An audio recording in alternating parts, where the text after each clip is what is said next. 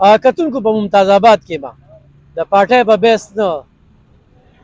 هر خلک د مختلفو پارټو سره تعلق ساتي، مختلفه نظریې وي، خو دې پرې د خلکو فیصله داره چې غریب له ووټ ورکو، ماضي ته ګورو، 40 کاله صحافت وکړو، سوشل ورک مو وکړو، په ریډیو مو اواز پورته کړ، هم د دې خلکو دا ستونزې هم ډېرې ژورې ولیدلې، دې هم پیګانو مینهګانو ته په کیمرو وښودلې، د دوی مسلې یې حل نه کړې، نو په خپل هم دې میدان ته ودانګل. او انشاءالله دا زه چې دې وخت کې په کوم ځای کې ناست یم، دا یو داسې پکنیک سپاټ دی، خو دې ته حکومتونو توجه نه ده ورکړې. د دې ځای د کاڼي په کاروبار باندې ما خبرې وکړلې، دا کاڼي دا هر بل ته ځي، خو دې د توجه څوک نه ورکوي چې دې کې کارخانې دې خلکو اپنی مددغاف ځان سره په سونو خلکه په روزګار کړي دي. نو ما سره دا مشر موجود دی، او مشره څه به وایې خلکو ته؟ ستاسو ووټ خو زما دی، خو خلکو له به کمپین څنګه؟ انشاءالله خبره داره چې تا کم خدمت د مونږ له خلکو کړی دی که نه، نو هغه خدمتونه خو ډېر زیات دي،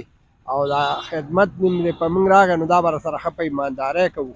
او ووټ به هم درکوو، او انشاءالله په دغه ځای ته به انشاءالله رسوو. اوس به خلک راځي لالچونه هم درکوي، د غم خادی به هم کوي، را نږدې کېږي به هم، کېدای شي ما به هم غم خادي هغه شانتې نه وي کړی،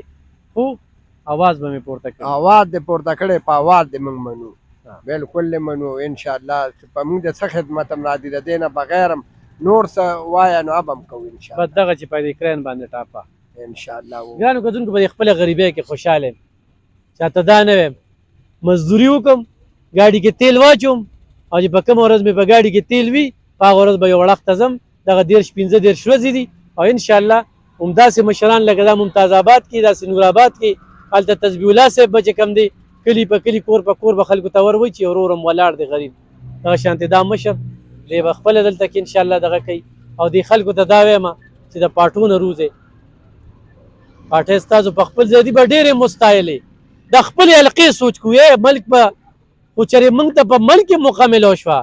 نو زموږ ډېر واضحه منشور دی، او هغه منشور د عمر فاروق رضی الله تعالی عنه دی، نظام مصطفی له ووټ ورکول دي، دین تخت ته راوستل